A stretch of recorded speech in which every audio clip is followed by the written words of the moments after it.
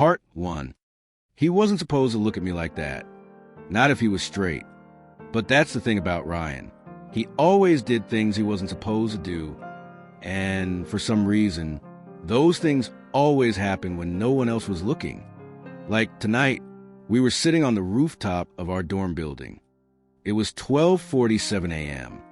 Cold wind, the smell of burnt weed from the frat house below. Ryan's hoodie draped over both our shoulders. Because I forgot mine. He didn't complain. He just leaned closer. "You always think too much," he said, his breath warm near my jaw. I smiled without meaning to. I'm a psych major. Comes with the territory. Ryan laughed, the kind of laugh that made me forget where I was. "You really think there's a science to people's feelings?" he asked. I looked at him. Right then, I didn't see a joke in his eyes. "Yeah," I said slowly, "but feelings don't always make sense." And that's when it happened. He didn't move, didn't lean in, didn't touch me, but he looked at me like I was the only person in the world he wasn't pretending around. And maybe that scared me more than if he had kissed me. We sat like that for 10 seconds. No words, just silence and heat and questions. Then he looked away. You ever feel like you're waiting for something, but you don't know what it is? Ryan asked. I swallowed. Because, yeah, I knew exactly what that felt like. "Yeah," I said quietly. "All the time." He nodded. "Same." Then he stood up, just like that.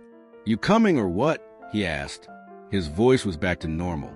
Carefree, untouchable. But the look he gave me wasn't normal at all. It was loaded. I followed him down the stairs, heart hammering in my chest. That night, I couldn't sleep, not because of what he said, but because of how he looked at me when he said it. And that's when I started noticing the signs. He always stood too close, laughed at jokes that weren't funny, got jealous when I mentioned other guys. And when he introduced me to his friends, he always called me as Eli, like I was already his, like I just didn't know it yet. I tried to ignore it, tried to tell myself I was imagining things. But then came the party. That was the night everything changed. It was packed, loud music, cheap beer, and Ryan standing across the room, watching me. He was talking to a girl, but his eyes were locked on me. I tried to act cool, tried to flirt with someone else. It worked for 5 minutes. Then suddenly, Ryan was behind me. "You good?" he asked in my ear. I turned. Our faces were so close, I could smell his cologne. "I'm fine," I lied. He tilted his head. "Doesn't look like it." The room spun a little, from the music, or the beer, or maybe just him. He grabbed my wrist, not roughly, but not gently either. "Come with me," he said. We slipped into the hallway. No one followed. No one noticed. It was like he knew exactly how to make me disappear. He didn't say anything for a second, just stood there looking at me like I was some kind of equation he was still trying to solve. "You shouldn't do that," he said. I frowned. "Do what?" He stepped closer, act like someone else. My chest tightened. I didn't know what he meant. Or maybe I did, and just didn't want to admit it. "You don't know who I am," I said. He blinked slowly. "Then tell me." And this is where it gets real. If you're still watching, hit that like button, drop a comment, and make sure you're subscribed. Because Ryan, he's about to say something I'll never forget. He leaned in, not touching me, not yet, but his voice was a whisper. "You ever think maybe I'm not what you think I am?" he said.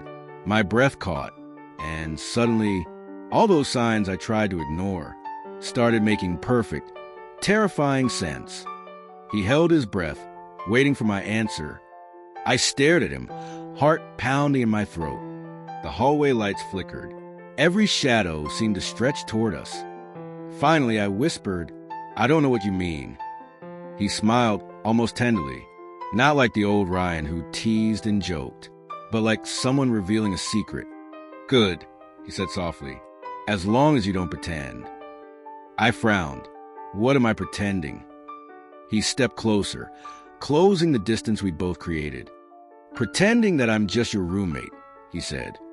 I blinked. Roommate? That was never enough. He reached out, brushing a strand of hair behind my ear. His fingers lingered. I see the way you look at me, he murmured. Heat surged through me. I looked away. He let his hand drop. Don't hide. Silence pressing around us. The distant bass of the party thumped faintly. I forced words out. Ryan, if you're not what I think you are, then what?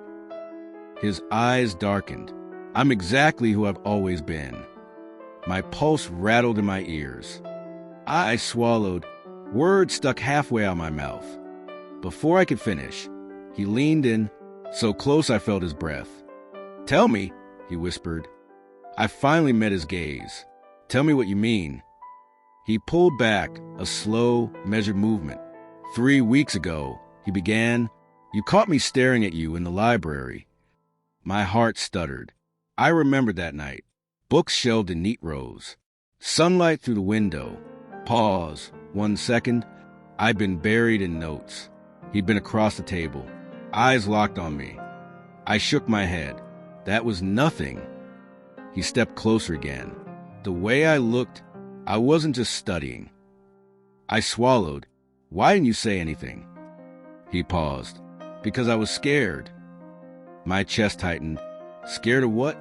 He exhaled, running a hand through his hair, scared of what it meant. I pressed my hand against the wall to steady myself. Meaning? He looked down, then back at me, that I'd been lying to myself. I moved closer, drawn by something I couldn't name. Lying how? He tilted his head, pain flickering in his eyes. About who I am. My heart thudded. I reached out, lightly touching his arm. His skin was warm. Then tell me, I said softly. He took my hand. Eli, he whispered, what if I'm not straight? The question hung between us. Thick, impossible to ignore. My breath caught. I'd been asking myself that for months. I met his gaze.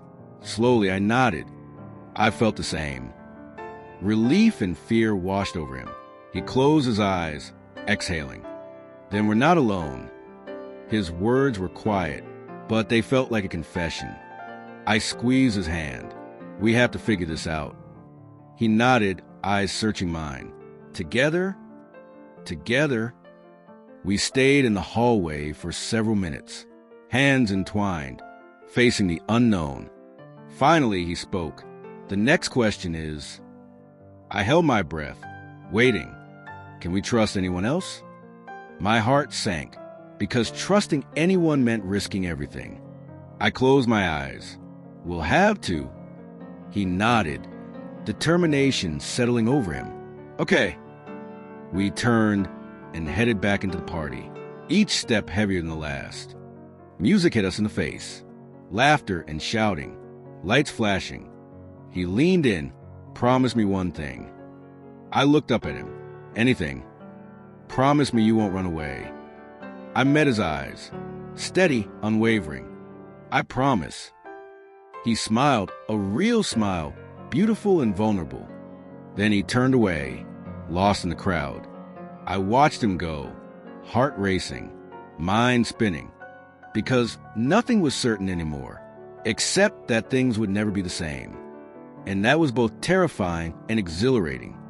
The next morning, everything felt different, but nothing had changed, not on the outside. Ryan still wasn't in his bed. His side of the room was empty, hoodie thrown over his chair, phone charger dangling from the outlet. Like always, like he hadn't pulled me into the hallway and shaken my entire world. But he had, and now I couldn't stop replaying it. What if I'm not straight? His voice echoed over and over again in my head. The weight of it, the risk in it, the truth buried under it. I sat up in bed, rubbing my eyes. The clock said 9:12 a.m. My first class wasn't for another hour, but my mind was already wired. Where was he? Did he regret it? Had I said too much? I grabbed my phone. No texts, no missed calls. I stared at the blank screen for a while, before finally typing, "Hey, you okay?" I hit send, and waited. Nothing. By the time I walked into my 10 a.m. psych class, I'd already imagined 5 different versions of what last night meant, and how badly it could fall apart. And then, I saw him. Ryan was sitting in the back row, alone. He looked up when I entered, held my gaze. Just for a second. Then he looked away. I took a seat halfway down the row. Not near him, but not far either. Close enough to watch. He didn't glance at me again. Not once. Professor Myers droned on about behavioral conditioning, but all I could hear was my own heart beating. Why was he shutting down? Was he scared? Was I... Midway through class, I pulled out my phone under the desk and texted again. "Can we talk later?" No reply. I waited outside after class, just like I always did when we walked back together. But today, he walked right past me. Didn't slow down. Didn't even look. It stung. That afternoon, I skipped lunch. Sat on the quad, alone with my headphones in, watching the trees shift in the breeze. My mind ran circles. Was he pretending nothing happened? Or trying to erase it? I was so caught up in it. I didn't even notice him approach. "Hey," Ryan said quietly. I pulled out my earbuds fast. My throat tightened. "Hey!" He stood there, hands in his pockets, hair tousled, that familiar nervous look in his eyes. "You were right," he said. I blinked. "About what?" He sat down beside me, not touching, but close enough to feel the warmth between us. "About not knowing who I am." I looked at him, really looked. His jaw was clenched, eyes darting across the grass, like if he made too much eye contact, he'd unravel. "Ryan, it's okay not to have answers yet." He gave a short laugh. "Yeah, well, I've spent the last year pretending I already did." Silence settled again. I wanted to reach for his hand, but I didn't. Instead, I said, "You don't have to figure it all out right now. You just have to be honest." He nodded slowly, then turned toward me. "I'm scared that if I am honest, people will stop seeing me the same way." I nodded. "I get that. But what matters more, how they see you or how you see you?" His eyes locked on mine, and for a second, the world got quiet. "I don't want to lose you," he said suddenly. The words hit me like a punch to the chest. "You're not going to," I said. "Not unless you walk away." He nodded, then stared ahead again. "I think I want to try, whatever this is, with you." My breath hitched. "You mean that?" He nodded once. "Yeah, but I need you to be patient with me." I smiled, relief washing over my chest like sunlight through clouds. I can do that. We didn't touch. We didn't kiss. But something passed between us on that bench. A quiet, invisible thread, tied and real. And I knew this was just the beginning of whatever we were becoming. Part 2. The next few days felt like walking on a tightrope. Close but careful. Like every word between us mattered more than it used to. And every silence was loaded. He didn't pull away, but he didn't reach for me either. Not in public, not around the others. We still sat next to each other in class, still shared playlists and snacks and late-night ramen in our dorm. But there was a question sitting quietly between us. Were we now? And neither of us had the guts to say it out loud. On Friday, we were walking back from the dining hall. I was rambling about something stupid, a professor's messy divorce that somehow made it into lecture. He wasn't really listening. He kept glancing at my hands. I noticed. Of course I noticed. And then suddenly, he reached out, just for a second. His fingers brushed mine, then gripped them. I froze. The sidewalk felt a mile long. People were walking around us. No one was paying attention. But to me, it felt like a spotlight had just landed on our joined hands. "You okay?" he asked, not looking at me. I nodded. "Yeah, just surprised." He let go, instantly. "Sorry," he mumbled. "I shouldn't have." "No," I said quickly. You should have. I just didn't expect it. He smiled, not the usual cocky grin, but a real one. I didn't either. We kept walking, shoulders brushing, hands not touching anymore. But something had shifted. That night, I couldn't sleep. My thoughts were loud, full of maybes and questions and worst-case scenarios. What if he changes his mind? What if I get hurt again? And then, at 2:03 a.m., my phone buzzed. From Ryan. You up? I stared at the screen, then typed, Yeah. Come outside. 2 minutes later, I stepped out onto the dark quad. The night air was sharp, quiet. Ryan was sitting on a bench near the old fountain, hood pulled up, arms crossed. I walked over, sat beside him, waited. He didn't look at me right away, just stared ahead, like the words were building slowly behind his eyes. Finally, he said, My brother called earlier. I didn't know much about his brother, just that he was older, married, lived out west. Okay, I said gently. Ryan's jaw tightened. He asked if I was seeing anyone. Joking around, you know? Like, got a girlfriend yet? I held my breath. Let him finish. I almost told him the truth, he said. Voice low, almost guilty. But I didn't. My chest ached. I wanted to, he went on. I was so close. But then I heard Mom in the background, laughing, and I couldn't. He finally looked at me, eyes raw. I'm not proud of it. I don't know how to be this version of me around them. I nodded slowly. I get it. He looked surprised. You do? Yeah, I said softly. I haven't told my family either. And just saying that out loud felt like letting go of a boulder I didn't realize I'd been carrying. We sat in silence, letting the weight of honesty settle between us. Then, without warning, he reached over again, this time slower, more certain. Our hands touched, then locked. It wasn't a grand gesture.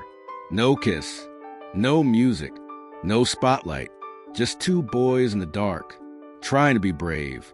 He whispered, I don't know where this goes, Eli. I squeezed his hand.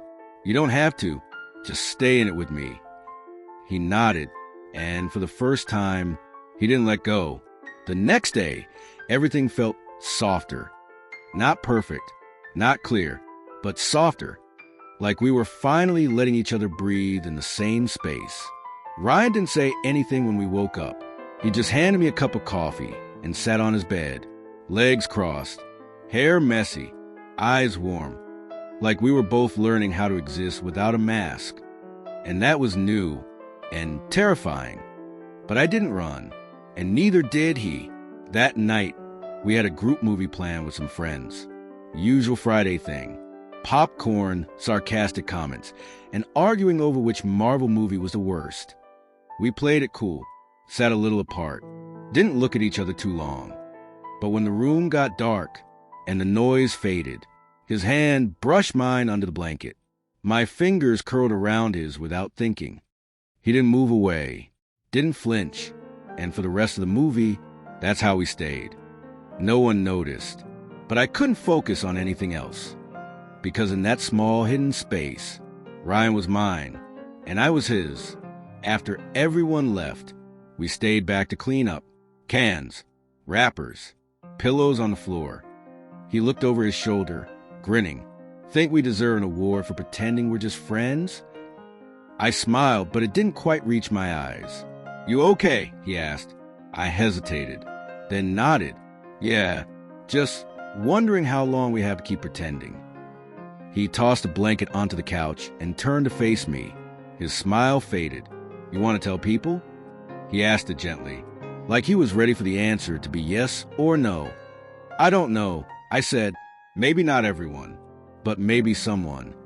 He sat on the armored couch, thinking, then said, what about Sam? I froze. Sam was my roommate freshman year, one of the first people who ever made me feel safe here. He knew, but Ryan didn't know that. You trust him? Ryan asked again. Yeah, I said, I do. Ryan nodded slowly. Okay, then maybe we tell him together. I looked at him, really looked. He was scared, but he was still saying we, still standing in this thing with me. And that meant everything. Later that night, as we walked back to the dorm, the wind picked up. He pulled his hoodie up. I pulled mine tighter. Cold, I said, teeth chattering. He smiled. Without a word, he stepped behind me and wrapped his arms around my shoulders. We walked the rest of the way like that, close, hidden in the dark, heeding each other in silence. And then, right before we reached the door, he stopped. I turned to look at him. He leaned in and kissed me. It wasn't dramatic. It wasn't loud. It didn't need to be. It was real, soft, quick, careful, but it shook me to my core.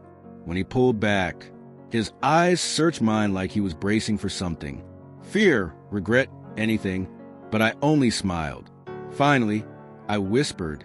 He laughed, looked relieved, like he'd been holding that moment in for years. We went upstairs, still not saying much, but everything had changed. That kiss wasn't the end of something.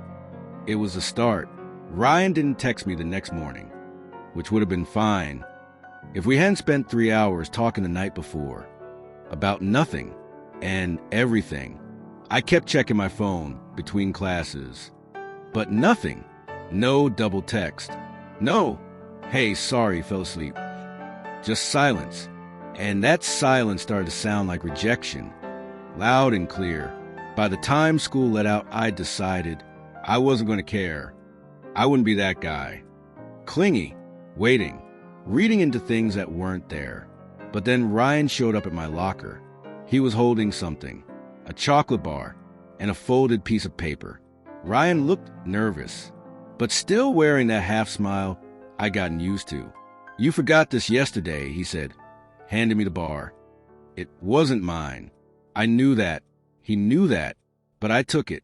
Then he handed me the folded note. Read it later, okay? And walked away without waiting for a reply. I stared at it the whole bus ride home. When I finally opened it, it said, if I told you something real, would you still talk to me? That one sentence rearranged my whole heartbeat, because it meant there was something real, something he hadn't said yet, something he was afraid to. That night, I stared at my phone for too long, thinking how to reply, and finally sent, I'd talk to you even more. No reply for hours. Then, okay, tomorrow after school, just us. I said yes. Of course I did. But I had no idea what I was agreeing to. The next day, we didn't speak in the halls, didn't look at each other during lunch. But at 3:05 sharp, he was waiting outside, backpack slung, jacket half zipped. You good to walk? He asked, like it was casual. We walked 2 blocks in silence before he said, I'm going to tell you something I haven't told anyone. I felt the world shrink around us. But you can't freak out, okay? I nodded, heart thudding in my ears. And then Ryan said, I think I like someone, but it's complicated. He didn't say it was me, didn't even hint, but he looked at me in that way again, that too long stare, like he was waiting for me to fill in the blanks. I swallowed and said, complicated how? His voice got softer. It's just not what people expect from me. I knew exactly what he meant, and I didn't push. He looked relieved, like just saying that much had lifted a weight. We reached the park and sat down. No one else around, just the sound of leaves shifting in the wind. Ryan looked at the sky and said, I feel like if I say it out loud, it'll become real. Then he looked at me. Are you okay with that? And I whispered, say it anyway. But he didn't. He just stared at me again, that same quiet storm in his eyes. And in that silence, I realized how much he needed me to stay, to not run, to just be there. And I did. I stayed, even when he didn't say the words.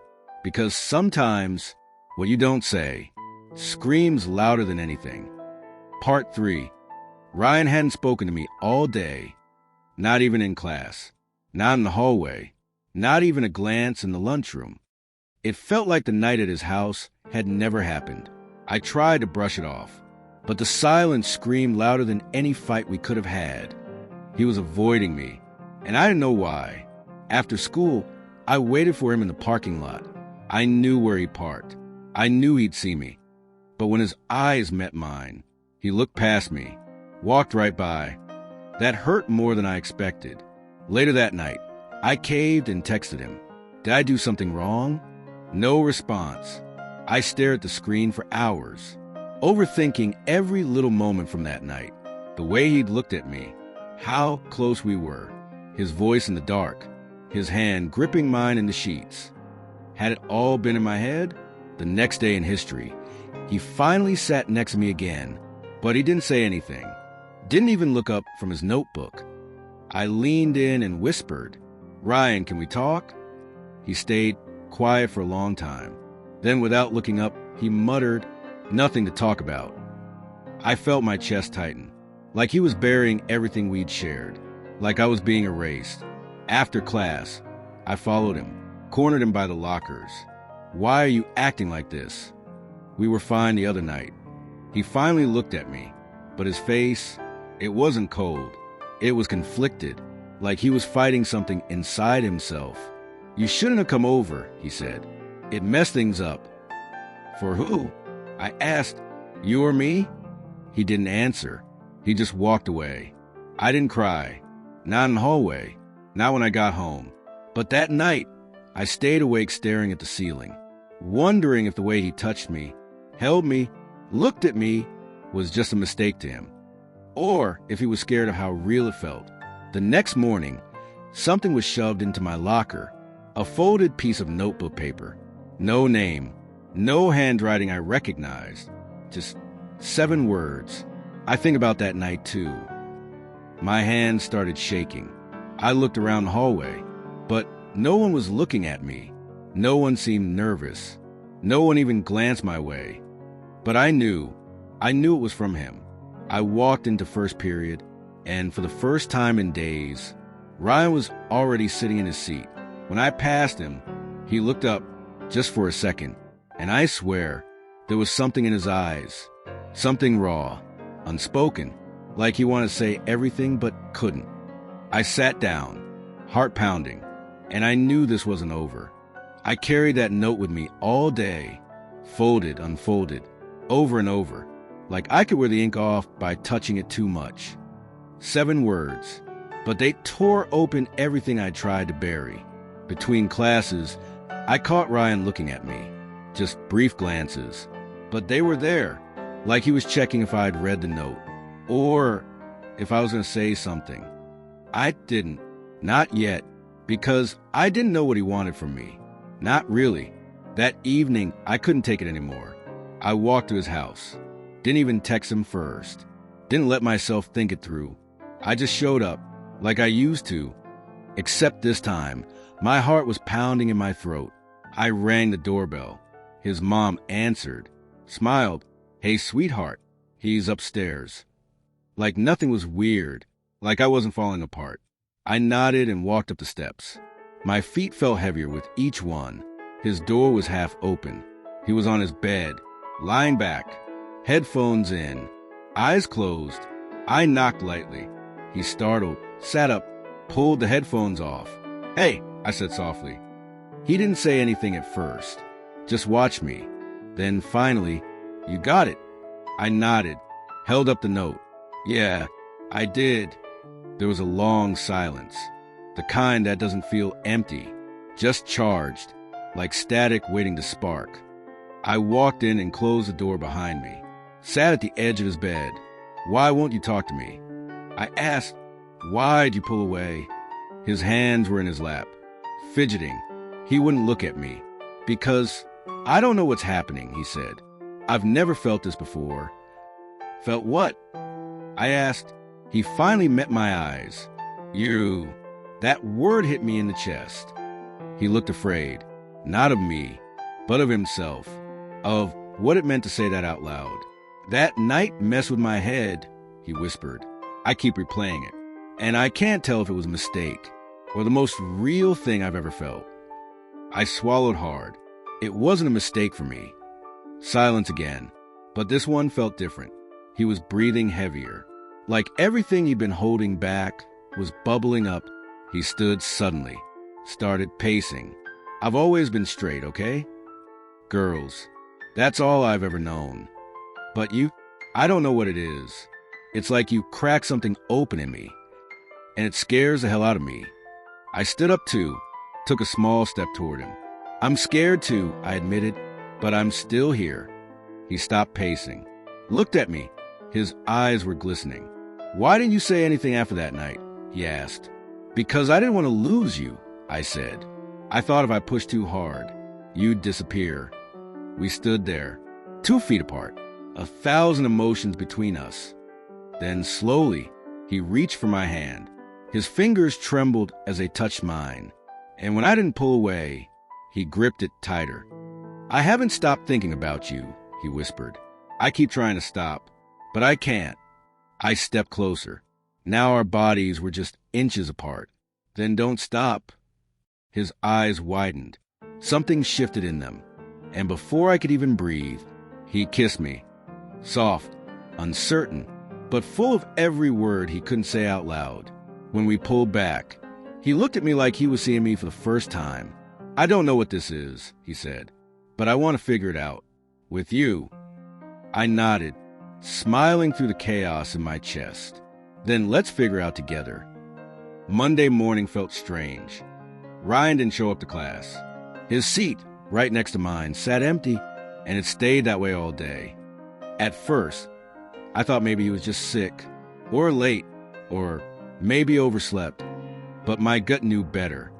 It had everything to do with Saturday night. That fire, that pause, that space between us that had grown too charged, too intense. He almost kissed me. I know it, and he knows I know. And now he was gone. I tried to focus, but every time I looked to my left, that empty chair haunted me. His hoodie was still in my closet. I had tried not to touch it, but I did, more than once, just to hold on to something that felt like him. I texted him that night. Hey, just checking on you. Everything okay? No response. Tuesday came. Still no Ryan. Still no reply. It was like he vanished. By Wednesday morning, I gave up pretending everything was normal. I knew where he'd be after third period, by the gym. So I waited. He came out right on time. Baseball cap on, backpack slung over one shoulder, laughing with a girl I didn't recognize. And my heart, it did something ugly, twisted, because he was fine. He was laughing, talking, while I'd been spiraling for days. He saw me, our eyes met, and I watched the laughter leave his face. She said something and walked off. Hey, I said as I walked up. Hey. His voice was soft, almost guilty. You okay? I asked. He nodded, avoiding my eyes. Yeah, just been busy. Busy, I repeated. Cool. I didn't move. Neither did he. What's going on, Ryan? I didn't want to ask, but I needed to. He shifted uncomfortably. It's nothing. I haven't seen you in 3 days. You didn't answer my messages. And now you're acting like nothing happened. He looked at me then, really looked, and it hit me again how much I'd missed his eyes. I was drunk, Eli, he said finally. Saturday night. I didn't mean anything by it. That stung, harder than I expected. Right. I nodded. Good to know. I turned to walk away, but then he said, Wait. I stopped, not turning back. I didn't mean to ignore you, he said. I just didn't know how to talk about it. Maybe because pretending it didn't mean anything is easier? I said. He didn't respond. I faced him again. I wasn't drunk, Ryan, and neither were you. He didn't deny it, didn't say anything at all. So I left. I walked all the way home that day, didn't answer anyone's calls, didn't eat. I just laid there on my bed, staring at the ceiling, trying not to let the feeling consume me. That night, I opened my chat with him again, typed a message, deleted it, typed another one, deleted that too. There was nothing I could say that wouldn't make it worse. Or maybe there was nothing I could say that would make him choose me. I fell asleep with the hoodie clutched to my chest. Pathetic, but it was the only thing that smelled like comfort. Thursday came. Still no texts. Still no calls. But something changed. At the end of the school day, I opened my locker, and sitting right on top of my books was a folded piece of lined paper. No name, just carefully creased. I opened it. 5 words. Meet me after class. Please. No doubt in my mind whose handwriting that was. Ryan's. His cursive slanted slightly to the right. The way he wrote the letter S was weirdly elegant. I looked down the hallway, but he wasn't there. And suddenly, my pulse picked up. I folded the note and tucked it into my back pocket. The rest of the day felt like a blur. I couldn't focus. I couldn't sit still. What did he want? Why now? And did it mean anything? When the final bell rang, I walked slowly through the side hall, past the back lockers, toward the stairwell near the old science wing. That's where he used to wait when he wanted to be alone. And that's exactly where I found him. Sitting on the floor, knees up, hoodie on. His eyes met mine, and I swear, he looked scared. "Hey," I said. "Hey," he replied softly. I sat down across from him, heart pounding. He took a breath. Then another. Then another. "I don't know how to say this," he said, "but I can't ignore it anymore." I held my breath. Saturday night, it wasn't just the drinks. I felt something. "I think you did too." "I did," I said, without hesitation. He looked relieved, terrified, but relieved. "I've been thinking about it nonstop," he whispered. "And I keep telling myself it was nothing, that I made it up in my head. But I didn't. Did I?" I shook my head. "You didn't." A beat of silence. "I don't know what this means," he said. "I don't know what I'm doing. But I know that when I'm not around you, it feels worse than being confused." I wanted to cry, not because I was sad, but because finally something real was happening. He reached out, fingers brushing mine, tentative, careful, but deliberate, and I didn't pull away. That moment was quiet. No fireworks, no dramatic music, just skin against skin, and something finally breaking open between us. Whatever happened next would change everything. Part 4. Ryan didn't say anything. He just sat there. His hand rested on the arm of the couch, inches from mine, and yet it felt like a mile away. "You knew I liked you," I finally said. He turned toward me slowly, his face unreadable. I could hear the fire crackling behind us, the rain against the window, everything except his voice.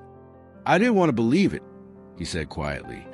That answer hit harder than I expected, not because it surprised me, but because it confirmed everything I had feared. "Why?" I whispered. "Because it scared you?" He didn't answer that. Instead, his eyes drifted to the photo on the bookshelf, the one from last summer. Us, at the lake, both shirtless, arms wrapped around each other. It had been a joke then, but it didn't look like a joke now. Not to me. "I didn't want to ruin everything," he said. "Not with you, not with this." The silence between us grew heavy, uncomfortable. "Do you think it's already ruined?" I asked. He looked at me, really looked at me, then slowly shook his head. "No," he said, "but if we keep pretending, we'll get there." That moment felt like a thread was unraveling between us, tense, fragile, but honest. And just when I thought he was about to say something more, he stood up. "I need air," he said, walking toward the front door. I followed him without thinking, barefoot, heart pounding. Outside, the rain had stopped. The world smelled like wet leaves and late summer. He stood under the porch light, back turned, hands on the railing. "What now?" I asked quietly. He didn't move. "I don't know," he said, "but I can't pretend I didn't feel something when you kissed me." There it was. Finally, the admission. "That wasn't just you," he added. "I felt it too." The night didn't explode into anything dramatic. There was no kiss, no grand confessions, just the truth raw and quiet, and the space it left between us. He looked up at the sky, his voice softer now. I just need time, Eli. I've never thought about this, about myself, like that. I nodded, even though I wanted to scream, because I had thought about it every night since sophomore year. He turned around, eyes glistening, and for the first time, he reached for me. Just a hand, just a moment, but it said everything. I'm not saying no, he whispered. I'm just not ready to say yes. I nodded again, even though my heart was crumbling. That night, we didn't sleep in the same bed, but something between us shifted.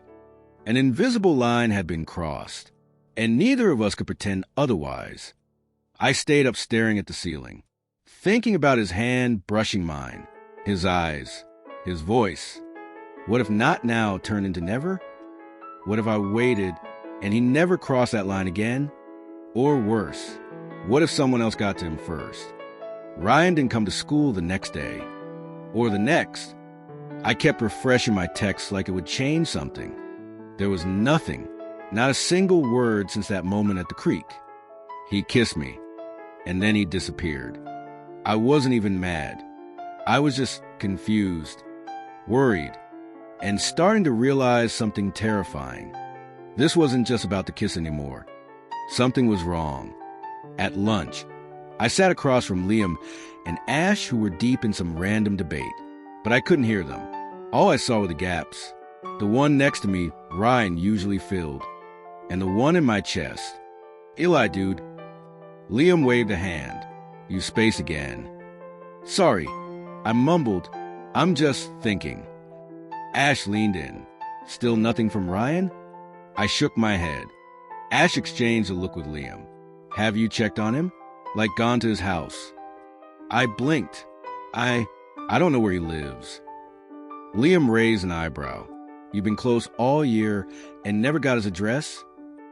I bit my lip. No, I hadn't. Ryan always came to me, or we'd meet up. He never invited me over. He never even mentioned his parents. Maybe something's going on at home, Ash said softly. Liam nodded. Could be serious. He never really talks about his life outside school. That was when I felt it, that rush of cold, like I'd missed something important. Maybe he wasn't just hiding from me. Maybe he was hiding in general. That night, I couldn't sleep. I pulled up our old messages, scanned every word, every "you okay?" every joke, every little compliment he left tucked between sarcasm and silence. They meant more now. They all did. And then I saw it. A pin, a location sent months ago. Some random moment when he said, "Meet me here. Trust me." I never thought twice about it. But now I clicked it, and my heart dropped. It wasn't some park or diner. It was a trailer lot on the edge of town. Old, secluded. I grabbed my hoodie and left. The night was cold, too quiet. When I got there, the place looked deserted, like everyone had packed up and vanished. But one trailer still had a light on, dim, flickering. I hesitated, then walked up and knocked. Nothing. Knocked again. Footsteps. Slow. Heavy. The door cracked open, and there he was. Ryan, eyes bloodshot, face pale. He looked like he hadn't slept in days. Eli. His voice cracked. I swallowed hard. I was worried. You weren't at school. You didn't text. I needed to see you. Ryan stepped out and shut the door behind him. I didn't think you'd come. You kissed me and ran. What was I supposed to do? He stared down. I messed up. You weren't supposed to see this place. Why? I whispered. Because it's not perfect? No, he said. Because it's real. Silence stretched. Then Ryan finally looked at me, and his eyes weren't cold anymore. They were glassy, honest. I wanted to tell you everything. About me, about why I can't always be there, why I pull away. But I was scared. I nodded. Me too. He looked away. My mom, she left. My dad's barely around. And when he is, it's not great. I've been taking care of everything. Bills, school, keeping up the act. No one knows. Until you... I stepped closer. You don't have to do it alone. Ryan's voice cracked again. I don't know how to be with someone. You don't have to know, I whispered. You just have to let me in. He looked at me like I was either his miracle or his undoing. And then, for the second time, he kissed me. But this time, he didn't run. I woke up to an empty room. No note, no text, not even a blanket over me. Just a fading scent of Ryan's cologne on my shirt. It was like the night before it hadn't happened. Like it had been a dream I'd made up to soothe myself, to trick myself into believing he wanted me too, that he'd meant that touch, that kiss, that moment we shared in silence. But the silence was all I had now. I waited for a message, an explanation, anything. I got nothing. When I saw him in class later that day, he didn't even look at me. Not once. The same guy who had held my hand under the covers now acted like I didn't exist. I was embarrassed, angry. Mostly, I was hurt. Was this just a game to him?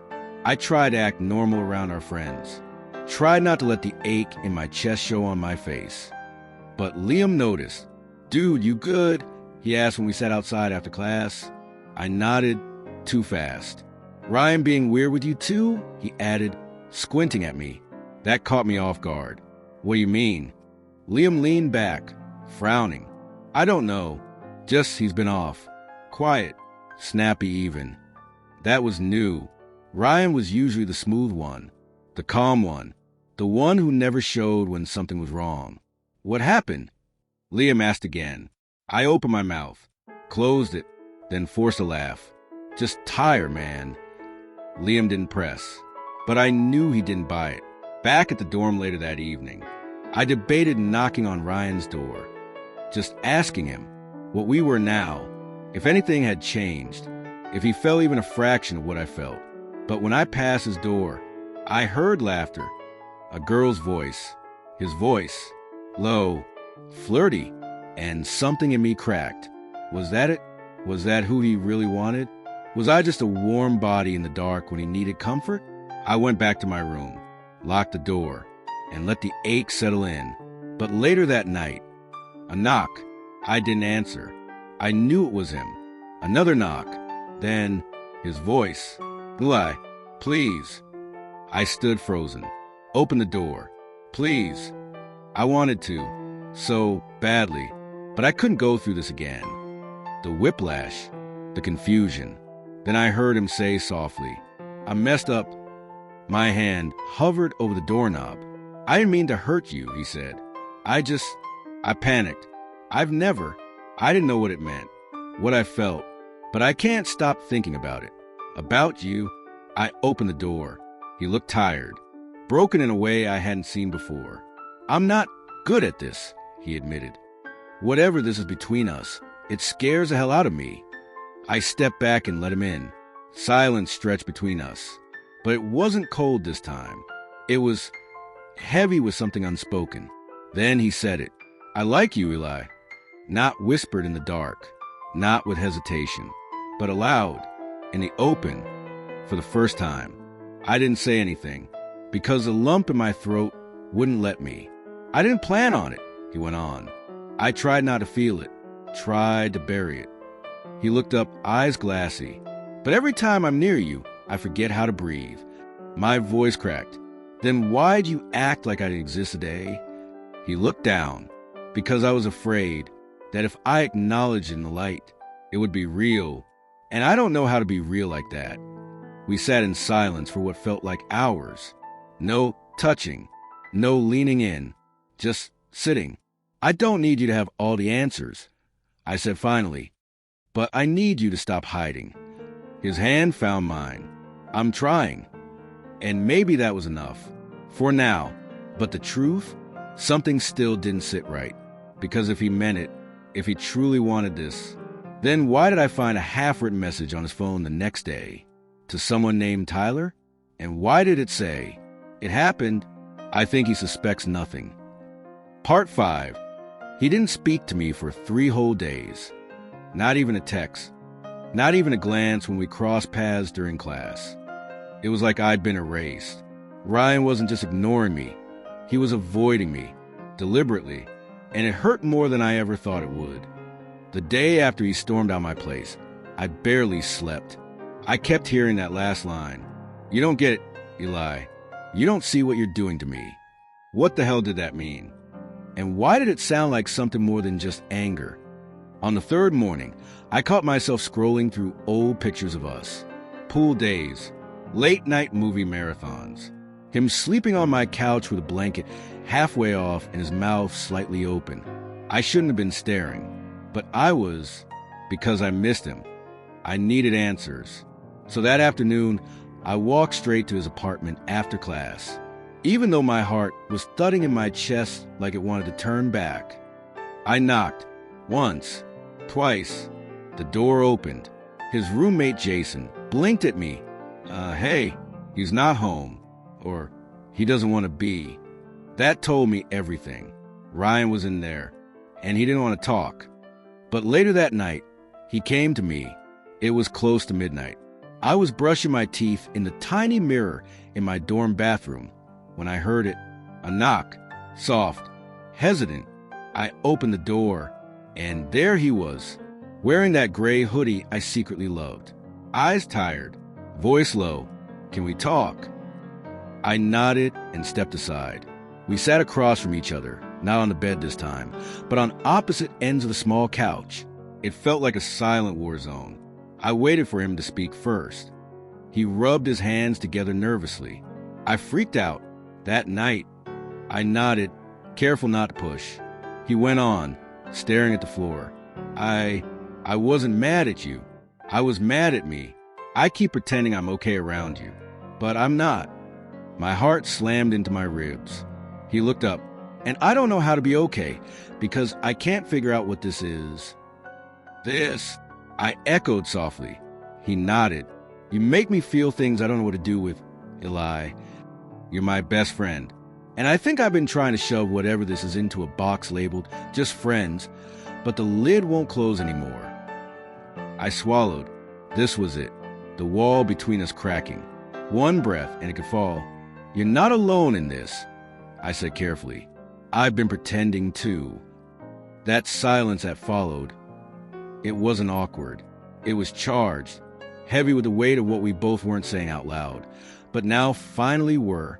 He whispered, almost like a confession. I didn't plan to feel this way. Me neither. He looked at me, his eyes glassy. Then what now? I took a deep breath. You came here to talk. And now we talk. All of it. No more hiding. He bit his lip and nodded. Okay, then I need to say something else. His voice cracked. I didn't just freak out that night because of the kiss. I freaked out because I liked it. I liked it so much, it scared the hell out of me. My throat tightened. So did I. And then he did something I didn't expect. He reached across the gap between us and took my hand. No rush, no kiss, just that. His fingers laced with mine, as if to say, I'm still figuring it out, but I want you in this with me. And for the first time in days, I didn't feel alone anymore. He didn't say a word when I opened the door, just stood there in the hallway, like he'd walked a mile through the night just to get here. His hoodie was soaked at the shoulders, hair flattened by the rain. But those eyes, those same eyes I once thought would never look at me the same again, were filled with something I hadn't seen in days. Desperation. Ryan, I breathed, barely above a whisper. He didn't speak, just reached into his pocket and pulled out the small Polaroid I thought I'd lost. The one he'd taken that night at the pier. The night everything almost made sense between us. The one where I wasn't smiling, but he was. You left this, he finally said. His voice cracked like it hadn't been used in hours. I stepped aside without thinking, let him in, even though my chest was screaming not to fall back into this. But my heart had already opened the door. He didn't sit, didn't wander. He just stood there, dripping water onto my floor like he didn't even notice. Why now? I asked, my arms folded. Not out of cold, out of self-defense. He looked at me, and the hurt behind his expression made me feel like the villain in a story I never wrote. Because I was wrong, he said. I thought ignoring it would make it go away. But it didn't, did it? I asked. He shook his head slowly. I can't stop thinking about you, Eli. Every time she talks about plans, apartments, rings. He stopped himself. Rings. He was still engaged. Then why are you here? I asked, anger finally pushing through the dam I'd been holding up since that night at the bar. I thought you hated me. I did. I snapped, a breath. Maybe I still do. He closed the distance slowly. I don't want to hurt you. Too late. He flinched, but didn't stop. Tell me to go and I will, he said. His voice had softened, like it had that night by the lake. The night he almost kissed me, but I didn't tell him to go. I just stood there, frozen. Why can't you just figure your stuff out before dragging me into it again? I said, because I didn't know what it was, he said. His voice dropped like it wasn't meant for the room. Just for me? I didn't know what it was, he repeated. Until it was gone. The silence between us was unbearable, like time had stopped just to force me to listen. I'm still marrying her, he whispered. For now. My heart cracked open at those words. They weren't a promise. They were a confession, and a coward's warning.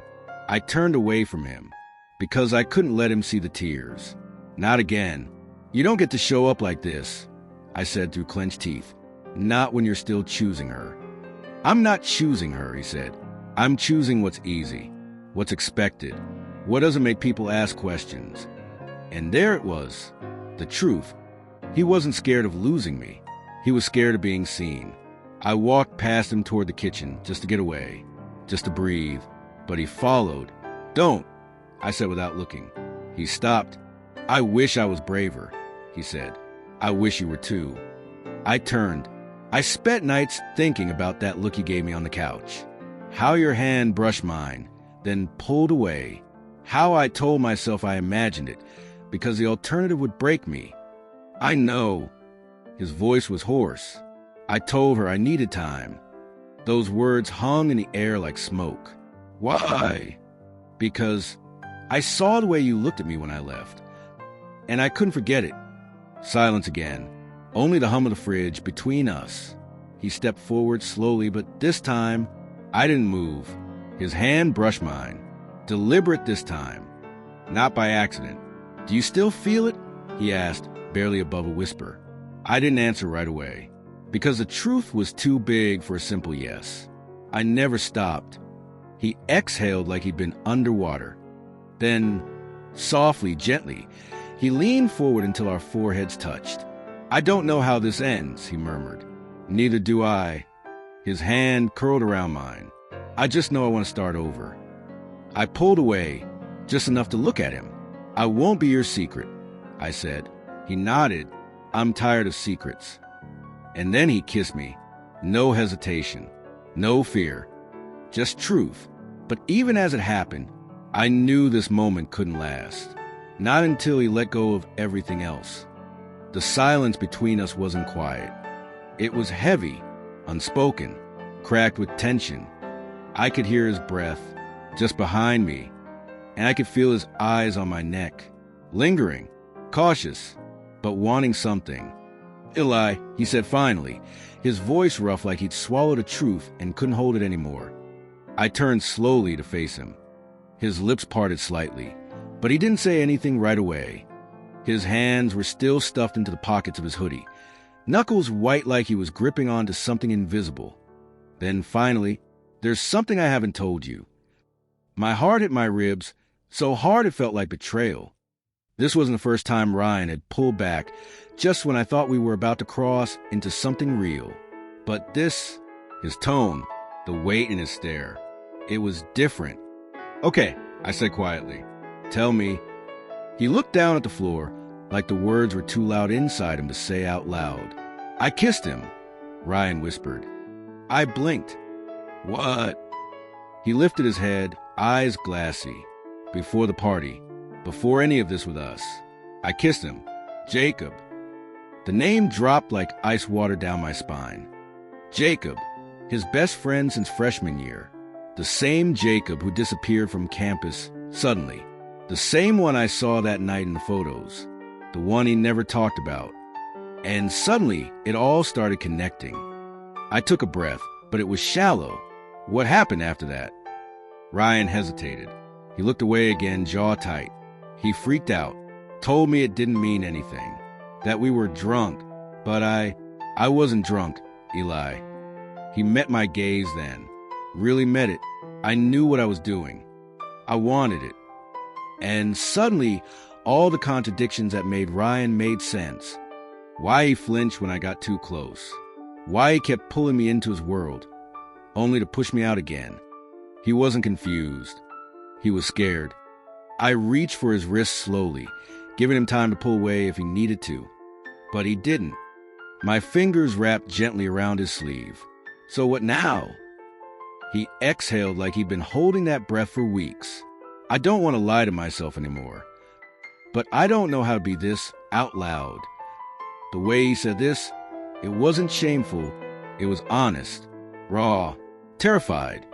I'm not asking you to be anything out loud. I said, not until you're ready. His throat worked like he was swallowing something sharp. I think I'm ready to be something with you, he said. And I don't think I've ever felt that kind of stillness inside me. Not peace, but something softer than chaos. I leaned in slowly, close enough that he'd have to make the choice. And he did. He met me halfway. It wasn't a kiss full of fireworks. It wasn't urgent or messy. It was quiet and real. When we pulled back, his eyes stayed closed a second longer than mine, like he was memorizing what it felt like. Can I stay? He asked. I smiled faintly. Yeah. He looked around like the room wasn't familiar anymore. Where do I sleep? I looked at the empty space beside me. I think you already know. And that night, he stayed. But he didn't just stay physically. He stayed emotionally. He stayed awake with me until 3 a.m., telling me about the time he almost came out to his mom, but choked.